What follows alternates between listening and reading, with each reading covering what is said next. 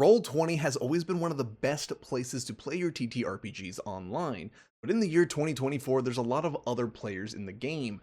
Roll20 hasn't really been sleeping on them. But with all that going on, I'm really surprised how many people don't know the little tips and tricks that Roll20 has been able to do for a long time and are recently new that have helped me in my games every day. So today, we're going to talk about the 5 top tips and tricks in Roll20 that's going to help you in your game that you probably didn't know about. Number 1, the turn order tracker. We all know how important this is in helping us track combat. But what some people don't know is that you can just add custom items in here even if there's no token associated with them.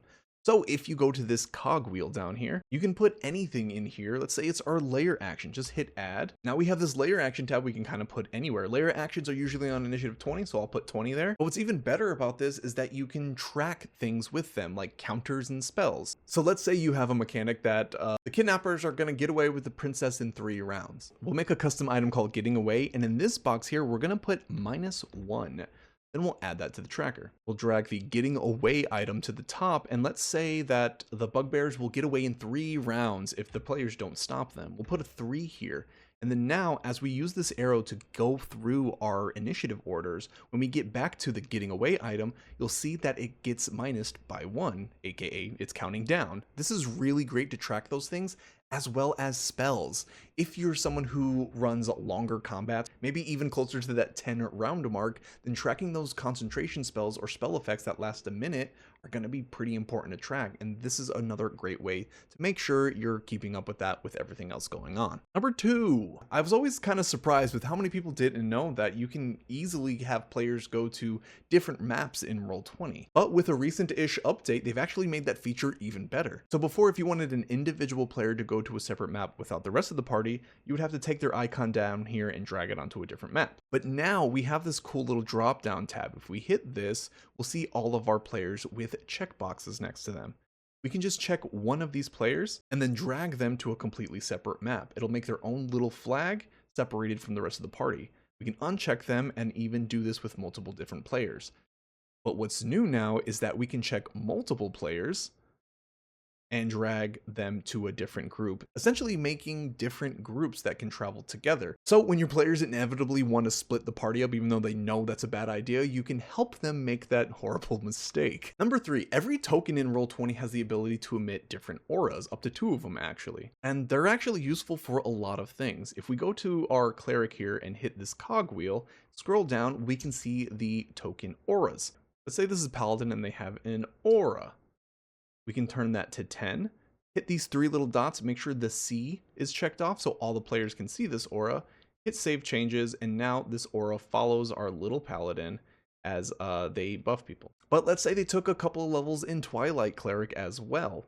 You can have their second aura up at the same time. As long as it's a contrast in colors, you'll be able to see both. Hit save changes, and now you can see the 2 auras. And you'll be able to see who's in their Twilight aura and who's in their Paladin aura. Now that's great for your players' abilities, but as a DM, I always forget when I have monsters who have reach. Like this big monster my players recently fought has a 15-foot reach.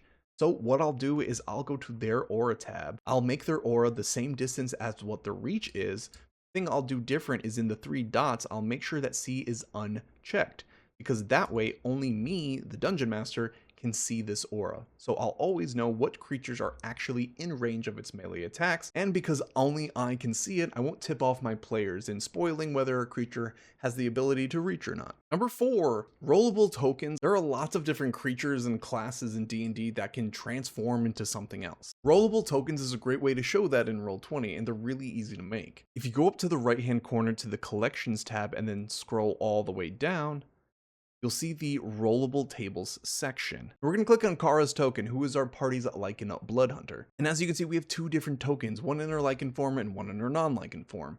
And we have the ability to add more. So if you have a druid or someone with multiple forms in general, you can add them all here and make it a rollable token. Once you hit save changes, and then hit the token icon, it'll pop up on the map. You can then assign that to the corresponding stat block or character sheet. But when you right click it, you'll have this new tab called multi-sided. You can pick a random side or you can hit choose side. Depending on how many tokens you chose, you can move this slider to pick your new form, hit select, and then you will change form. Now, while this is obviously really good for blood hunters and druids, it could be really good for monsters who can shapeshift, or even your barbarian who just wants to use two different token arts to differentiate when they're raging and not raging. Number 5. Now, the jukebox feature is something in Roll20 I don't think enough people utilize.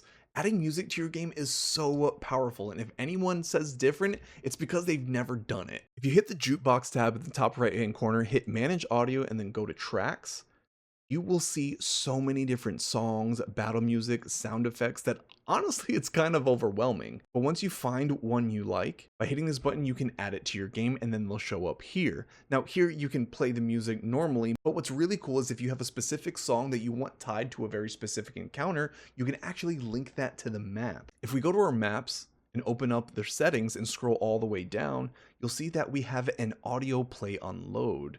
We hit this drop down, it'll show us all the songs that we've put into our game, and by saving a song here, it'll automatically play when we load up into that map, which seems like a really small thing, but music is so impactful, and you'd be surprised how often you can forget to play the music you had planned for a certain encounter until the encounter's over. So those are 5 cool tips in Roll20 that I don't think a lot of people know that I think would really help you out and make your games more impactful. If there's anything I talked about today that you want to go deeper on, let me know. I'll be happy to do that. And if you have any Roll20 tips to share with the group, let us know in the comments below. Thanks a lot for watching, and I'll see you next time.